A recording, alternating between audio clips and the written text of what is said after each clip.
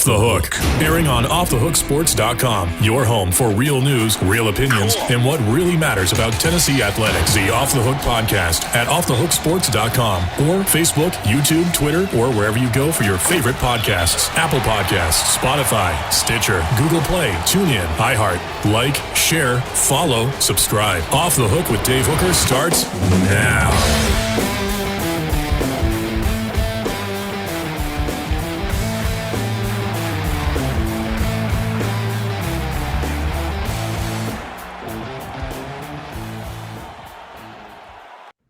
Welcome to the program. If you like, please like, and we love it when you subscribe on YouTube. And we've got offthehooksports.com, a great place for you to find your latest fall news. But again, set your notifications on Twitter, Facebook, and more.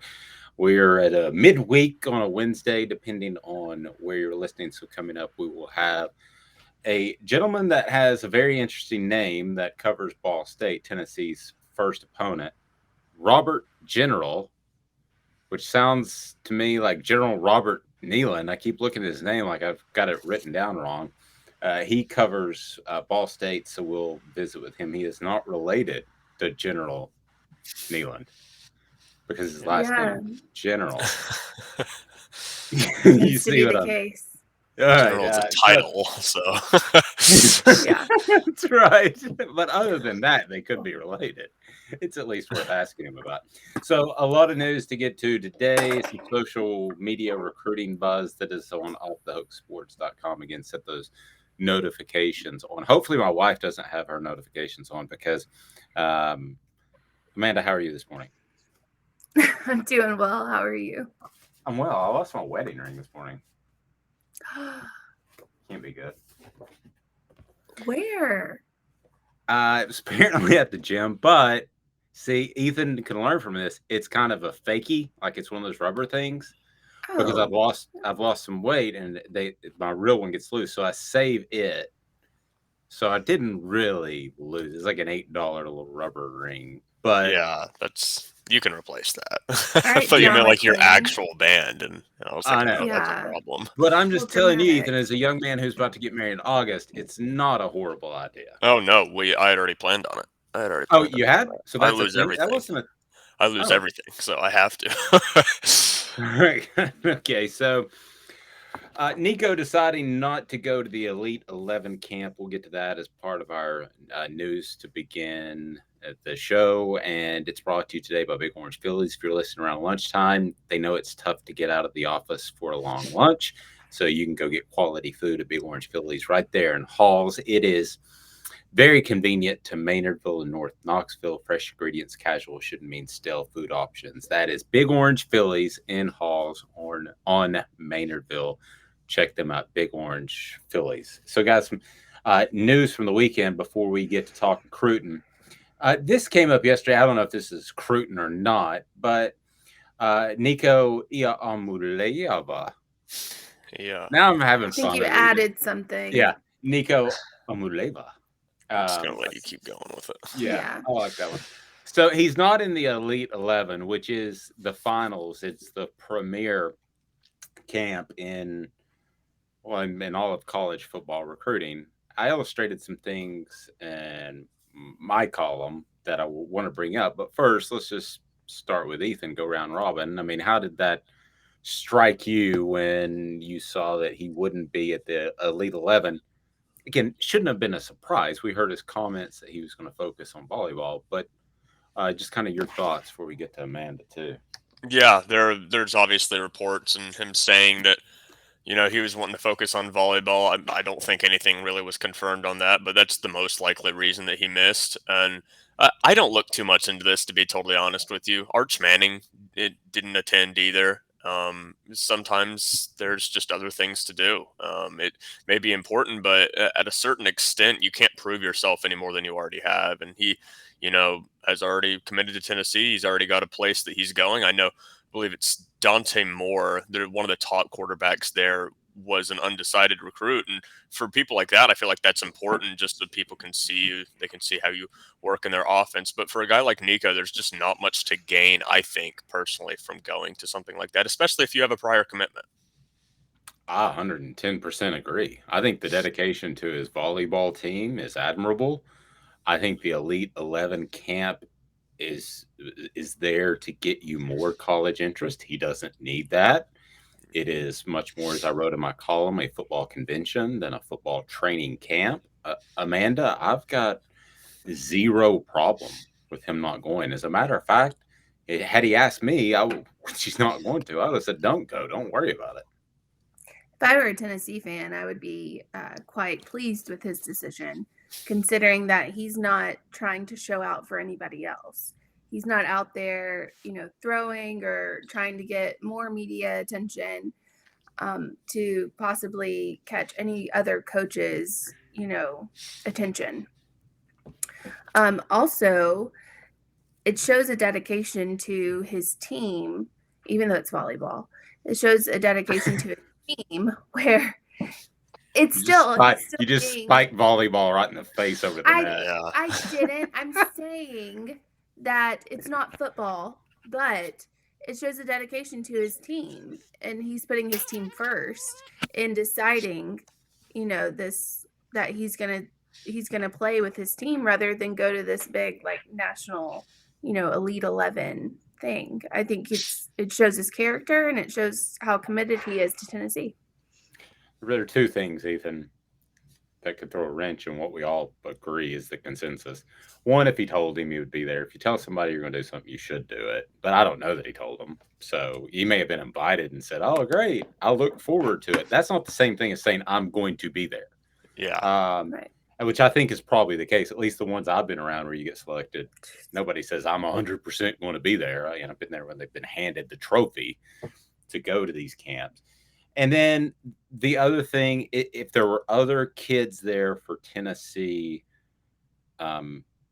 wanted to recruit, then he could help there. But this is a quarterback camp, so there'll be some other prospects there. Don't get me wrong, but I'm sure he's evaluated that. He's earned the benefit of the doubt in my mind. The way he's recruited, he apparently doesn't think there's anybody attainable at this camp, where I believe he'd be there for one 3-star guy that Tennessee liked. Yeah, you hit the nail on the head. It's mostly a quarterback camp, and Tennessee just doesn't need a quarterback right now. And not to mention, he doesn't want Tennessee to be getting another quarterback, at least not in their class. No. Maybe in the future, like a 2025 guy. But why would Nico want to be recruiting, I guess, quarterbacks? He wants to recruit every other position, I feel like, except for quarterback. Now, maybe he does. I could be wrong there, but I feel like he feels Tennessee's lined up in the quarterback department, and he'll let the professional guys take care of that. Talking Cruton is now more Cruton news right here on Off the Hook Sports.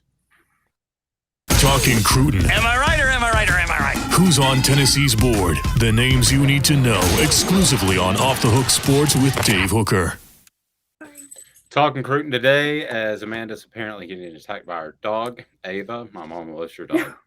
Talking Cruton today brought to you by Biles Automotive Group right there. Biles Automotive is on Callahan. Car shopping made easy. If you want to do financing at Biles, they can do that. They can take care of you, and they've got fantastic car service and repair work right there. And it's about integrity when it comes to Biles Automotive Group on Callahan. Absolutely love them. So check them out. All right, so a couple of recruiting tidbits, and we'll get to some more news from around the country. But apparently Tyree Weathersby is down to 4 schools. He posted that on his social media. So he is from New Manchester High School in Douglasville, Georgia. He posted he's down to Tennessee, Mississippi State, Kentucky, and South Carolina. I have no reason to think that Tennessee's not in good shape. And this one, more of a long shot, and we don't really have a good feel for Samuel Mpemba, the 240-pound edge rusher, 6'3". I just like the way that sounds. We used to write DE/linebacker, but now it's edge. But he's going to announce top 7 schools. Again, I will tell you that this is, he's at IMG Academy. He's been leaning, we think, towards Notre Dame based off what I've been told. Alabama and Florida are in it. This would be a huge, monstrous surprise, Ethan, if they got Mpemba. But I get the feeling that in this 2023 class, that there is going to be a defensive player that Tennessee is going to steal because of the ability to play right away. And I'm talking about a highly rated guy, not knocking the guys they already have. But I think there's an opportunity to step in and play. So I don't know if he's one, but he's in the back of my mind for an early candidate. I would agree with you that I don't think Pimba is one of those guys. Like you said, he seems to be a guy that's leaning heavily towards, I would think, Notre Dame. In my opinion, there's two guys Tennessee is looking at 5-star wise that they are still in the ballpark for, at least in the class of 2023, and that's Francis Mauigoa and Sean Davion Bradley. The guy, he's edge rusher, 5-star guy, number 36 or number 38 overall player in the nation, and he's just elite every sense of the word. I believe South Carolina is a school that is heavily recruiting him right now, along with Texas A&M. He announced his top 3 just a few days ago, so that's something to keep an eye on. That defender that Tennessee could, maybe be jumping in. I think South Carolina has a slight edge as of right now, but no one really knows, obviously. I believe he picked up a crystal ball a little while ago for Tennessee. So that's something that people will just have to keep an eye on and see how that plays out. Yeah, an elite edge rusher that could also anchor down and play the run could totally change Tennessee's defense. They didn't have anything like that. And as far as Mauigoa, I feel like that's a coin flip. I feel like Tennessee's in it, very in it. I wouldn't be surprised to see him end up a ball at all. Between the two, I would say Mauigoa is the better chance. I just have no idea. You could tell kind of with Carnell Tate, and I hate to bring him up because that ship is kind of sailed. You could tell with Carnell Tate though that Ohio State was his obvious lean. I'm not sure I can read anything from Bradley and Mauigoa as of right now. I'd say Bradley maybe is slight South Carolina lean, like I said just a little bit ago, but none of them are Carnell Tate levels of, oh yeah, it's all but done. They're just waiting to announce. Mauigoa, I feel like it's between Tennessee and USC, really. I believe Ryan Callahan the other day said otherwise. It might be I forgot who the other school was, but a lot of other schools that were fighting for Mauigoa at the moment. I think it's going to be between Tennessee and USC, and I couldn't tell you. Like you said, it's a coin flip. I know Florida's made him a top priority. That doesn't mean he's going there. So I believe he said the one school that he had met with that he was not hearing a lot of buzz about was Florida, which to a Tennessee fan is probably good news. Yeah, I mean, I think that Southern California makes a lot of sense, but we'll see. Some more news, a bit of news with the NFL that Amanda's been pretty strong on. Deshaun Watson's hearing before the NFL will resume on Wednesday. Of course, he's been accused by 25 women of actions ranging from sexual assault to inappropriate behavior. The push is, according to sources and ESPN's Adam Schefter, that they're working really hard to get him suspended for a year. Amanda, I'm interested in your thoughts on that. Actually, that was Dan Graziano. I think I miscredited, but Dan Graziano said the NFL is pushing hard for a year, yet he might not face any criminal charges, might not lose a civil case, might just settle. Your thoughts on sitting him for a year or more?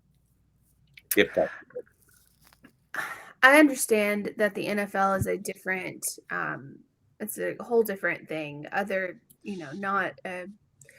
doesn't have to abide by law. So if somebody, it's a private company. So if somebody comes out and, says he's accused me, the NFL has the right to pass along judgment. It doesn't have to be a innocent until proven guilty kind of thing.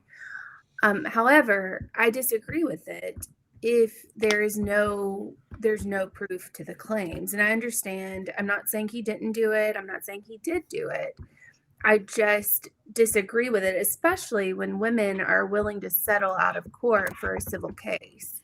If you would feel if he did something that was illegal or something that was highly frowned upon, sexual assault, stuff like that, you would feel that they wouldn't want to settle outside of court, that they would take it and get all that they could out of it, especially if you're a victim of something like that and you've suffered from something like that.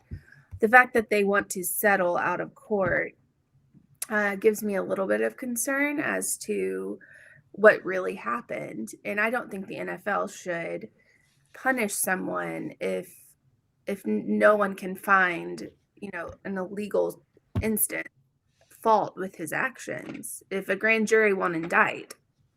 Well, I mean, I think there's probably 3 different types of accusatory people in this case. I think there's something really happened to some of them. Something kind of sort of happened, and then some people jumped on board to make a little cash. I mean, I think that's probably what happened, but I don't know how to. But when you're at 25, good gracious, I don't know how you.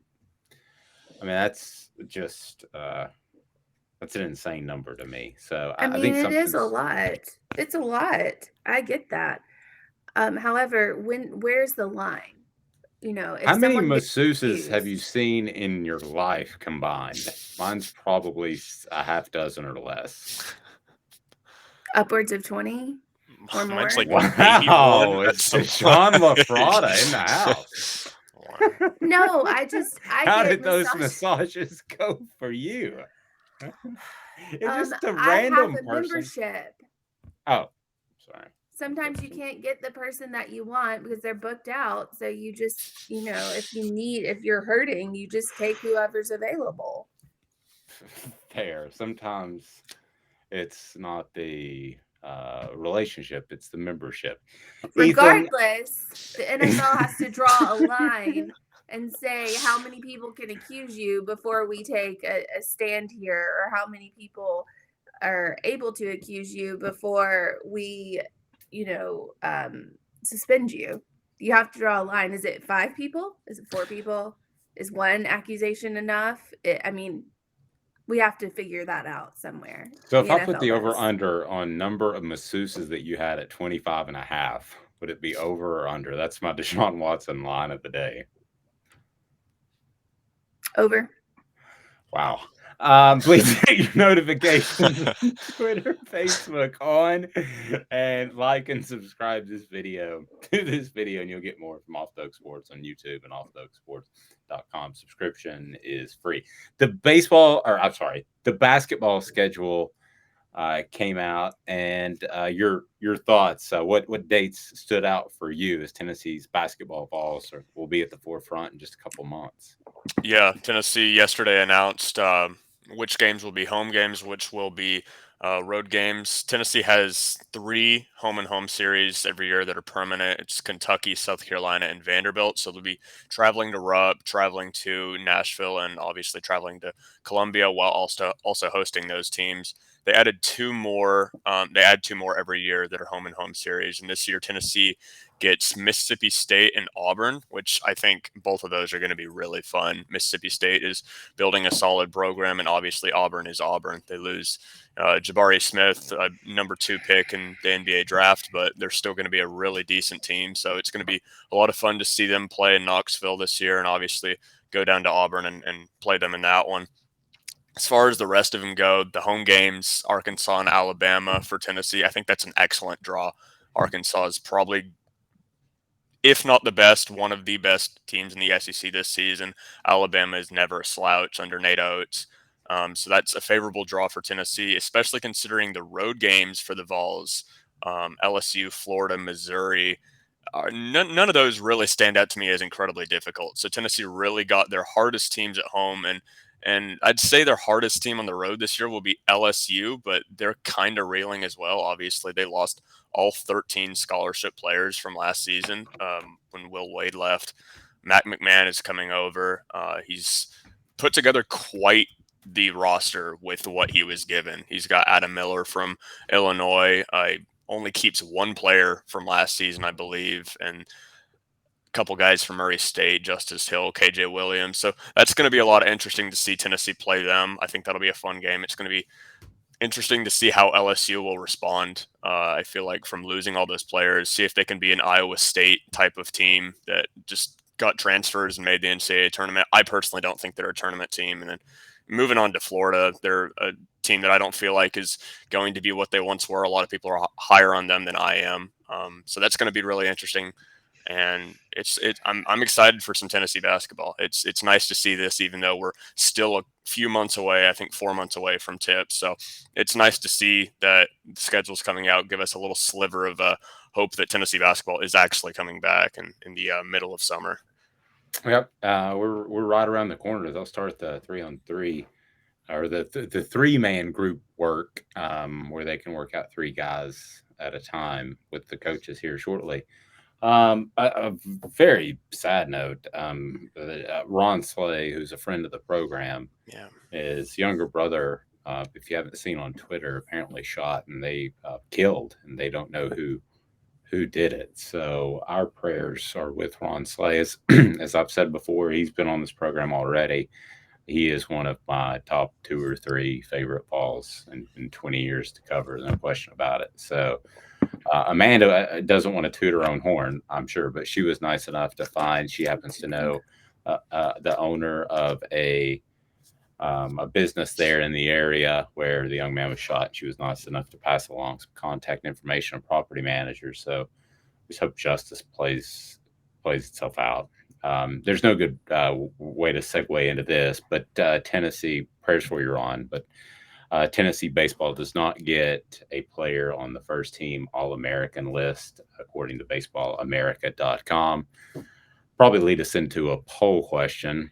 Amanda, I was going to ask, was Tennessee slighted by Baseball America and not being on the first team? I'm going to say yes, they were slighted. I don't think there's a debate that. Okay, but I have been a part of some of these voting things where it just kind of shakes out that way. So I want to ask the question, and it may be today's poll question. Let's call it today's tough question. And that is, did they purposefully slight Tennessee because of their behavior? Absolutely. I 100% believe that they slighted Tennessee because of their behavior. And again, that's coming from somebody that's not a Tennessee fan. I'm not, being a homer here. I honestly believe that their behavior caused the slight to them. I mean, you don't go, to be in the most dominant team in college baseball regular season, and not have a player that's on that roster. I mean, Ben Joyce especially, my goodness, he throws 105 miles an hour, and you don't put him on there? Let's make that the poll question if you don't care, Ethan. Let's go. Did Tennessee was Tennessee purposefully slighted, or no, that's just the way the voting shook out? Before we get that up on the Twitter, what is your take? Do you think they were purposefully slighted? It's hard to say. I don't have much of a take, so I won't take one side over another. I'd lean towards probably there's something going on there, because I agree with what Amanda said. If you're the number 1 team in the country, there's someone on that team. I'll name one right now, Chase Dolander. I don't understand how he's not a first team selection. You could throw Jordan Beck in there. I mean, there's about 4 players you could throw in there. I could keep throwing out names, to be honest with you. Trey Lipscomb already got gypped for SEC honors, so I could definitely truck Trey Lipscomb in there. I can see why they wouldn't put him. There's a lot of good players in college baseball, but Chase Dolander is the one that blows my mind. I don't understand how he wouldn't get. He's easily, in my opinion, one of the best pitchers in the nation. So I'm not exactly sure how Dolander doesn't get it, but I'm not 100% sure if there was malicious intent there. But that kind of intent there. In 2 minutes, we preview Ball State. Stay tuned. This is Off the Hook Sports with Amanda and Ethan. I'm Dave Hooker. To own the more that owns every job, then get to Vassey Lawn and Garden in Cleveland and get you a Toro. I'm David Vassey, here to talk to you about Toro. With a Toro Zero Turn, you'll get more out of every minute and you'll reach the finish line faster. At Bassey's, we like to say, no matter if you're mowing 3 acres a week or 11 lawns a day, homeowners and business owners alike find confidence in equipment they can trust from top to bottom. Bassey Lawn and Garden, Highway 60 North in Cleveland. Man alive, it's worth the drive.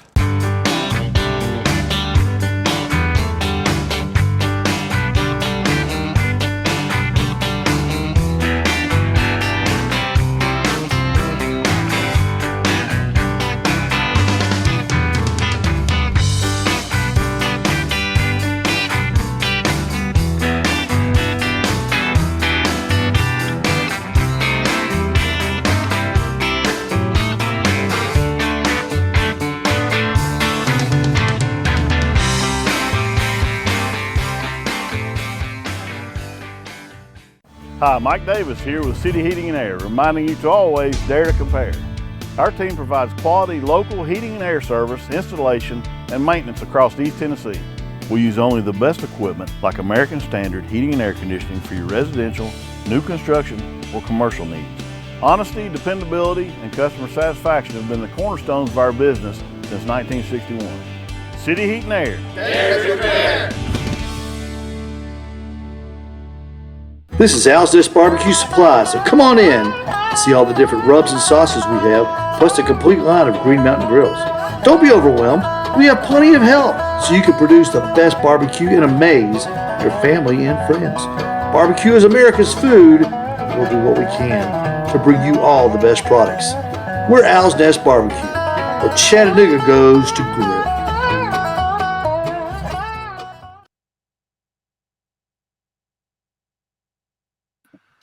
Time for a preview of Ball State, as that will be Tennessee's first opponent this year. We're going to be joined by a very special guest that's brought to you in part by Bassey Lawn and Garden. Bassey Lawn and Garden, 20,000 parts in stock, and they have service specials all the time. The largest Toro dealer in Tennessee, Toro, count on it.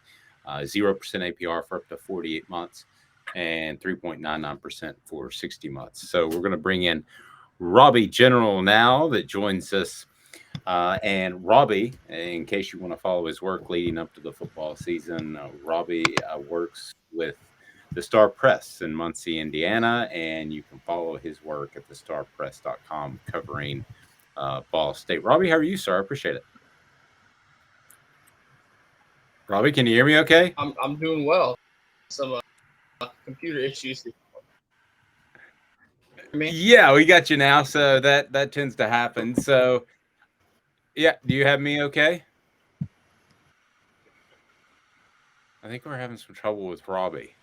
Robbie's now frozen. Robbie, if we can get you to log back in, I think we can make the magic happen. Right. It's fine. Yeah, let's see if we can get Robbie to jump back in. So, Robbie, if you can go ahead and jump back in and just kind of bounce out of that and come back in, we'll bring you back up.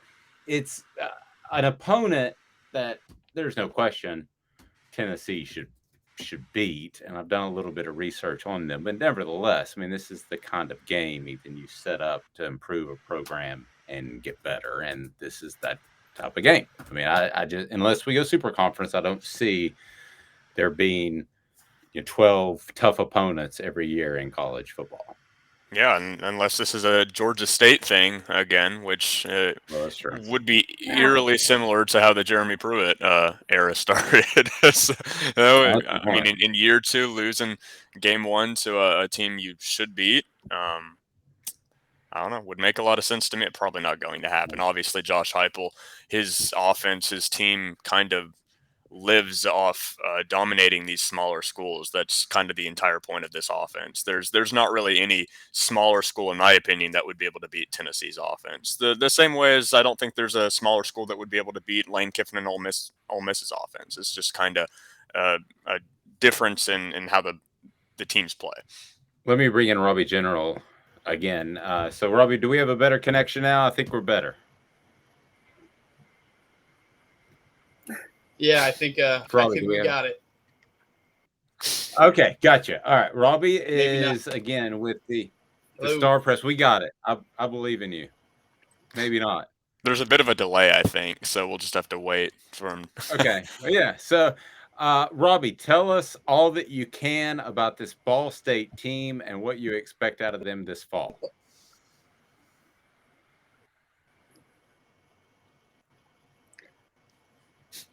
Well, Robbie is just I'm not losing you, connecting, just so hopping on my phone. I'm sorry, Robbie. I We'll don't know figure it what's out. And I didn't even get to what's tell the going joke on. about his name. Robbie General Robert Nealon. So I thought that was nobody You thought it already was told funny. the joke. I know, but I didn't get to tell it to him, and I thought it was funny. So we had some connection issues. He's a big Bears fan, though, Ethan. Yeah. You guys should chat it up. Yeah. So sad. but Sorry. Tennessee and Boston. Go ahead. I'm sorry. Man. Did you know that Ball State landed? Sorry, it's my feather pen. Don't judge it. Smells like cotton candy. Anyway, did you know? Listening, yes, she is Well, holding up a fluffy pen. Yes, and it smells like cotton candy. Like it's made to smell like cotton candy. Anyway, did you know that they added 10 recruits in a week for 2023? I guess it's guys that were just kind of waiting on offers. I mean, maybe, but like still, they added 10 in a week. Like, what are they doing? Well, from what I saw, money do they have? Ball State has 2 guys, 2 3-star guys that are probably going to be pretty solid players for them. Otherwise, it seems to be a bunch of guys, kind of like Dave said, that we're just waiting on offers. Yeah, let me get to Robbie again. I think we got Robbie now. We got Robbie a little squarish. We got Robbie there. I pulled it up on my phone because it was my computer was not cooperating, but I think this is good now. So it's 40 times better. Yeah, Robbie General. Any relation to General Robert Nealon? No, just got the last name General. It's I've been teased about it. Growing up, they said if you're in the Army, you could be General, and stuff like that. But still haven't met someone with the same last name. So. No, if I was a prostitute, I'd be Hooker. So let me ask you. Why? Yeah, let me ask you this.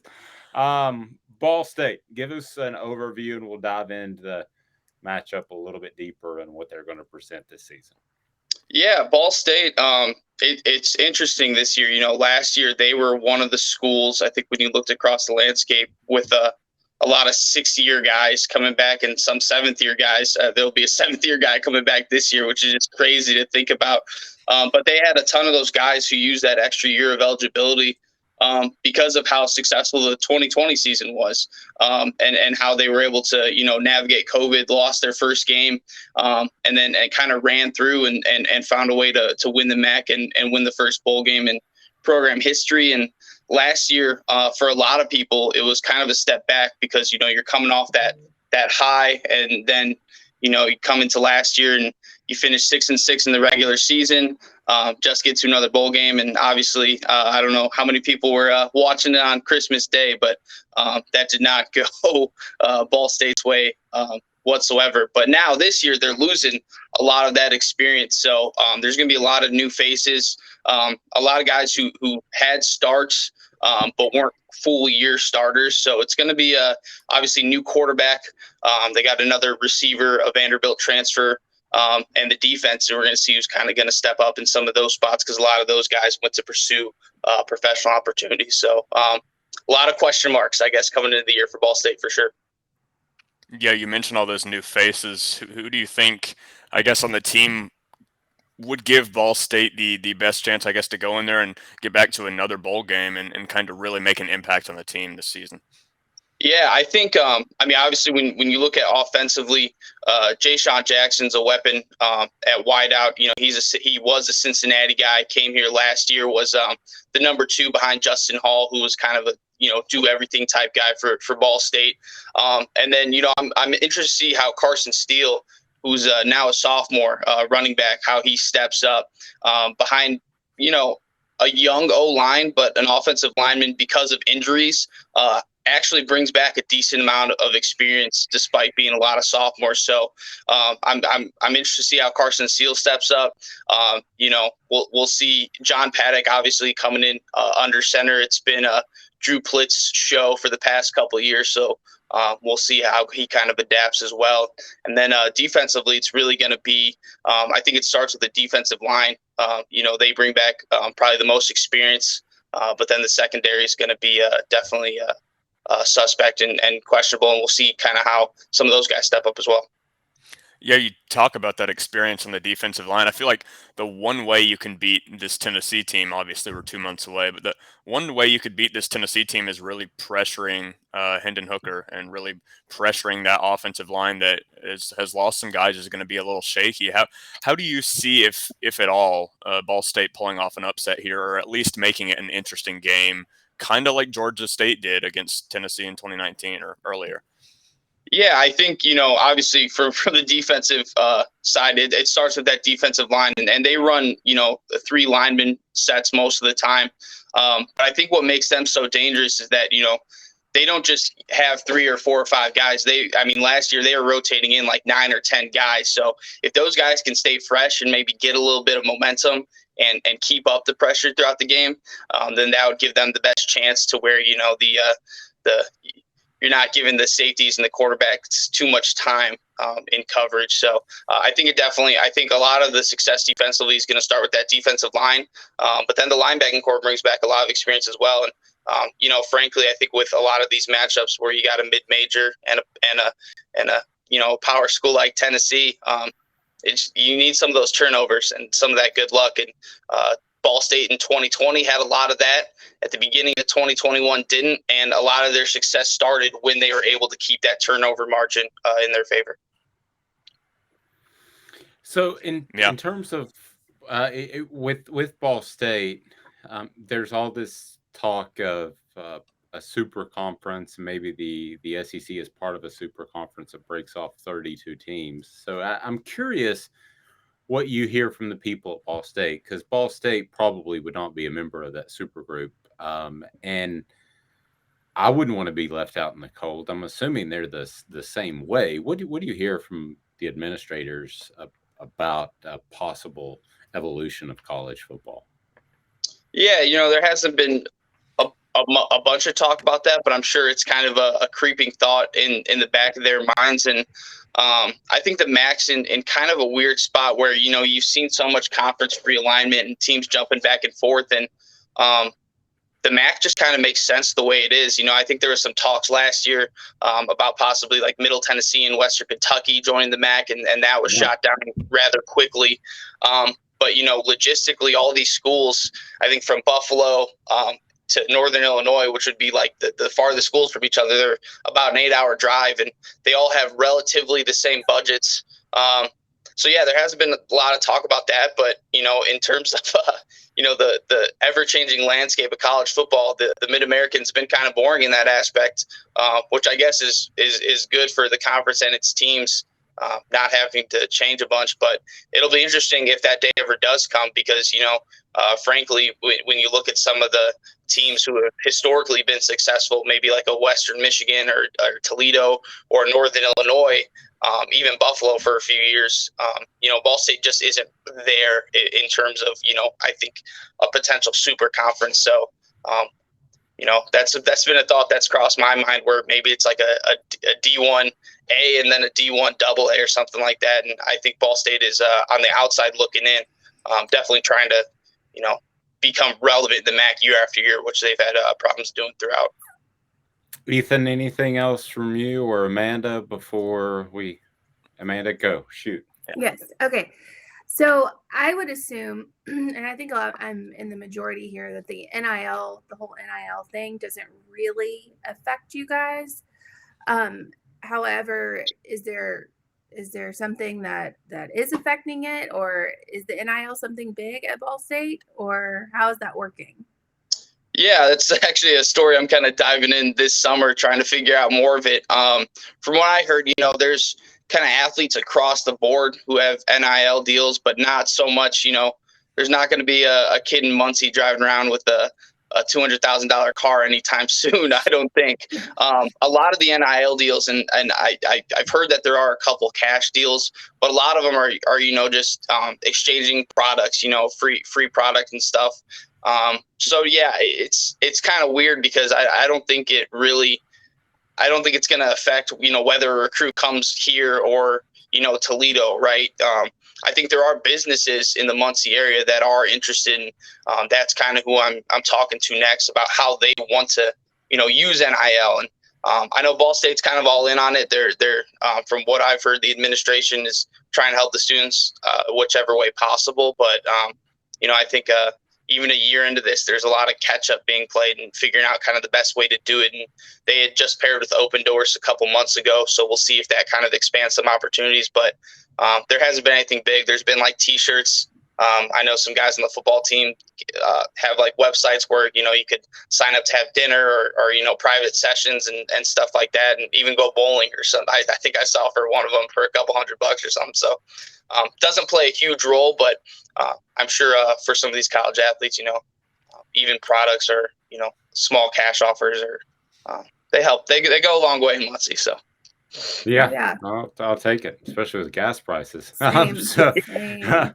Great stuff, Robbie. Again, Robbie General, he's a sports reporter at the Star Press in Muncie, Indiana, and you can go to starpress.com to follow his work. Tennessee's first opponent, Ball State, this upcoming season. Great preview, Robbie. We appreciate it, man. Thanks for the time.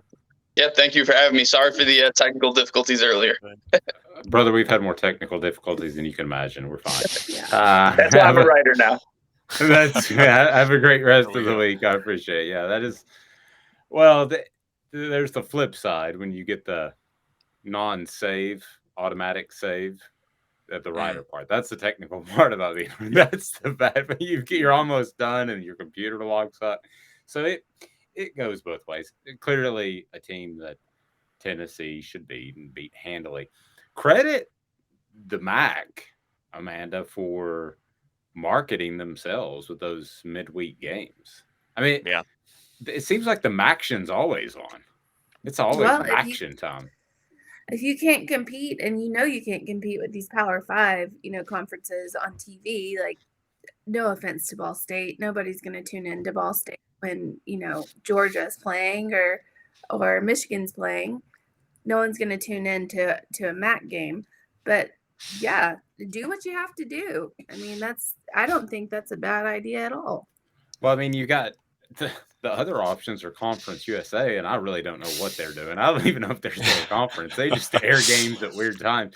And then you have, at one point, the Pac-12 was going to air games at like 9 a.m. Pacific Standard Time. Did they end up doing that, Ethan? I can't remember. But can you imagine waking up and playing a football game at 9 in the morning local time?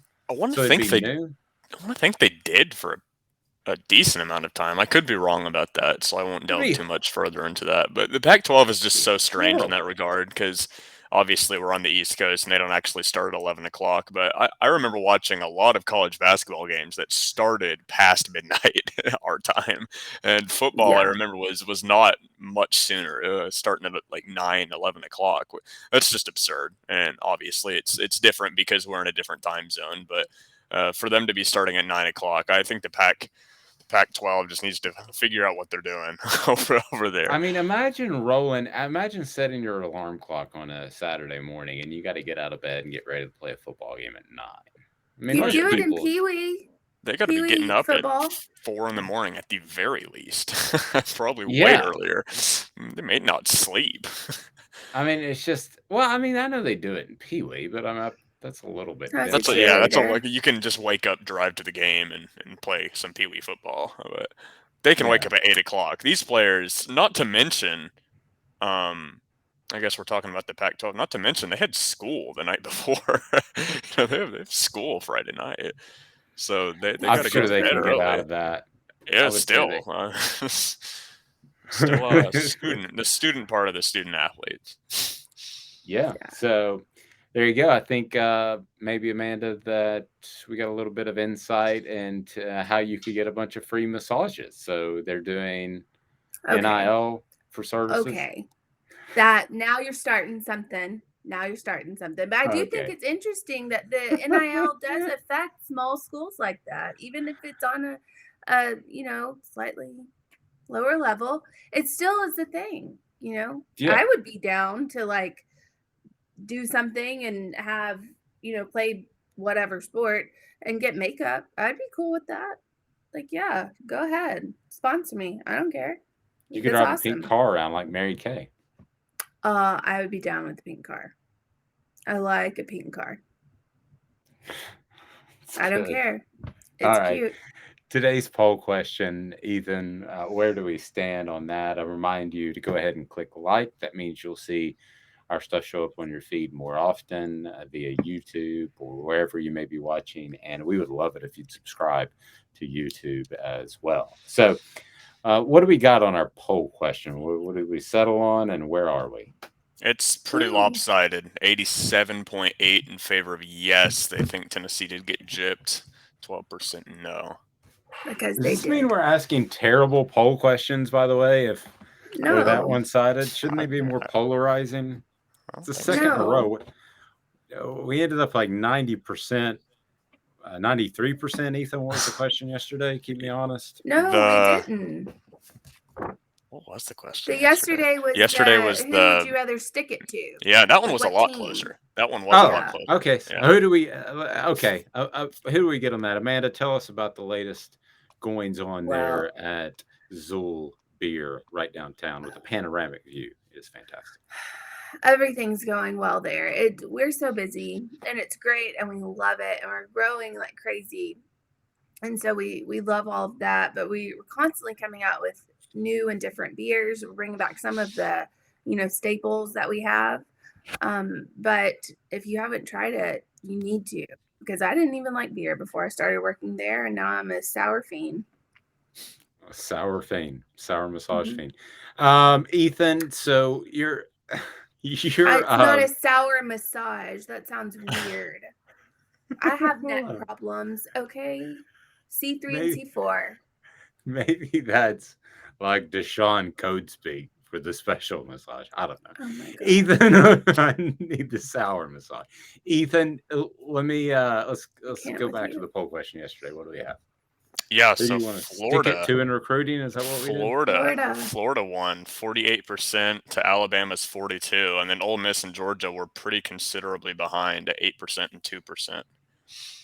How do I know Tennessee fans more than you guys?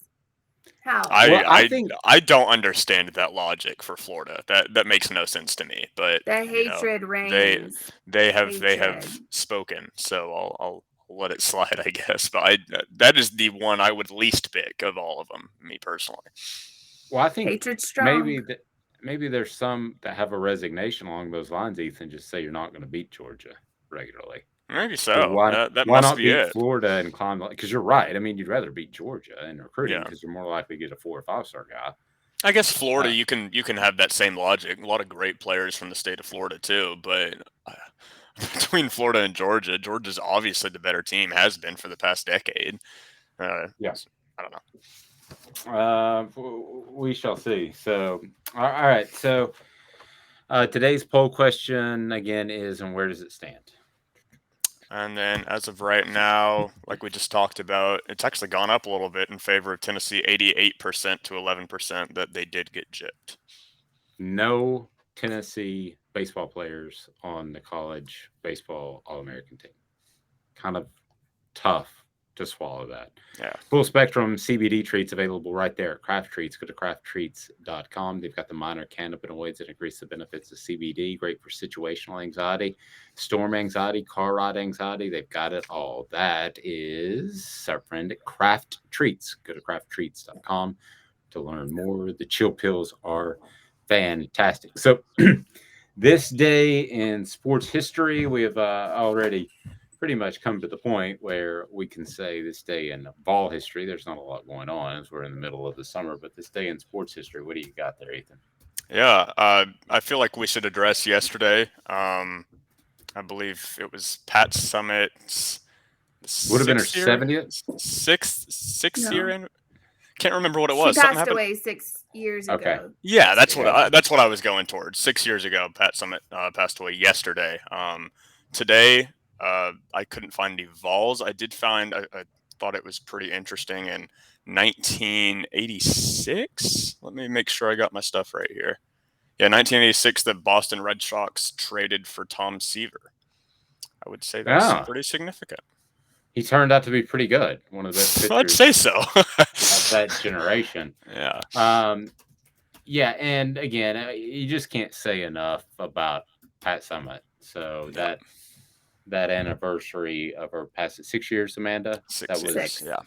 That was yesterday. That gosh, so quick, which makes me think that she probably was sick towards the end of her coaching career too. And I've had people around the program that have told me that. And that drive that was there, she would still be coaching today if not for that. I have there's just zero doubt in my mind. We also passed recently the 50th anniversary of Title IX just a couple of days ago, and what that has meant. I know some people in Knoxville and Tennessee fans don't like Title IX because supposedly it takes away from the impact that the football team can have. Again, just like baseball, I would totally disagree with that. It might not be a revenue sport, Amanda, but it's an opportunity to showcase your wares on a national stage for 3 hours.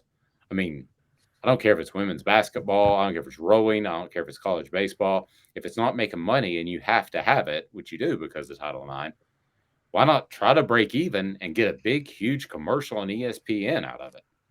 Yeah, I mean, I agree with that. I'm interested to see how this NIL thing plays out with the Title IX kind of deal. I don't know.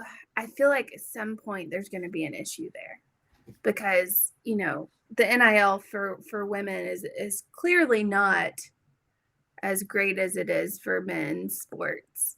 And that's a whole different ball game. But I feel like there's going to be some kind of issue with that coming out in the future. But, okay, I've dealt in this because Cooper Mays and Jacob Warren are technically employees of Off the Hook Sports. And I believe that they should be paid, and they are. Make no bones about that. But I will tell you this, the market would not bear the same payment towards a lady ball player, and to some extent, not a baseball or basketball player. It doesn't matter. That's just where we are. So, in my opinion, like journalistically and as a human being, I see what you're saying. They should get more money, but as a businessman, I look at it and say the bottom line is the draw is not there. I don't say that they should get more money. That's not what I'm saying. More than they're getting. Sorry. I'm not coming. No, not even that. I'm not coming from an emotional point or having one way or the other. I just think that there's going to be an issue with it in the future because it's going to go back to, well, women don't have the same opportunity to get that kind of money. They don't have the same exposure. They don't have the same hype. They don't have the same this and that and this and that as a football team or a basketball team, men's, obviously. And I think that's going to be an issue for the universities, especially with this whole NIL thing coming out.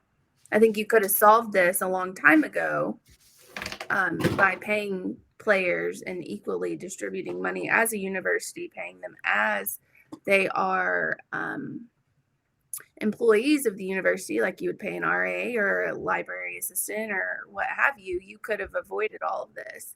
But now that you've gone this route of the NIL, this is going to be a problem coming up. I see it already. A couple of quick notes on this day in sports history, too, that I will add, and it's brought to you by the Mattress Place. 22 years on Chapman Highway, Marine Corps veteran owned, A-plus accredited, member of the Better Business Bureau, over 225 5-star reviews on Google. There's not any sort of gimmick. It's 30 to 70% off every day. Why wouldn't you go to the Mattress Place there on Chapman Highway? So they've got Knoxville's finest selection of organic hybrid memory foam and latex beds. They're all awesome. The Mattress Place there on Chapman Highway. So, all right, this real quick, a couple of other notes from baseball and sports history. Oral Hershiser in 1984 began a string of making every scheduled start for how long? On this day in 1984, he began that. Do you want to guess? Because now nobody makes a scheduled start for longer than a couple of months. There's something wrong. There's a tweak in their elbow. They just bump them the next day. 6 years until 1990. He didn't miss a scheduled start. Good Lord. Seems pretty good. That's amazing. That's a healthy man. Does a clock go off in his head? 5th day. Here we go. Yeah. Here we go. Crazy. And also, Pete Rose played in a record 3,309 games. That surpassed Carl Jastrzewski for the record at the time. And You got a raw deal. Afterwards, Rose said, quote, "I bet you I could play in some more games." That was a terrible joke. That was a terrible joke. So bad. So bad. That was so good. That Dad was jokes so everywhere. good. That was so good. Be sure and see our friend David Vassy at Vassy Lawn and Garden. He'll take care of you in Cleveland. City Heat and Air, cityheatandair.com. They're no gimmicks either. They are all about great service. I endorse everyone on this program, and it's because I believe in them. So everybody you've heard of, you can know that you're going to go and get 5-star service. That's what they're all about. And so we will talk to you tomorrow. We're with you. The show drops by 11 o'clock each and every weekday. So please subscribe. Please be sure and like so you'll see more of us with Amanda, the serial masseusist, Ethan. Oh my gosh. I'm Dave Hooker. Have a fantastic day, everyone. And I'm in trouble.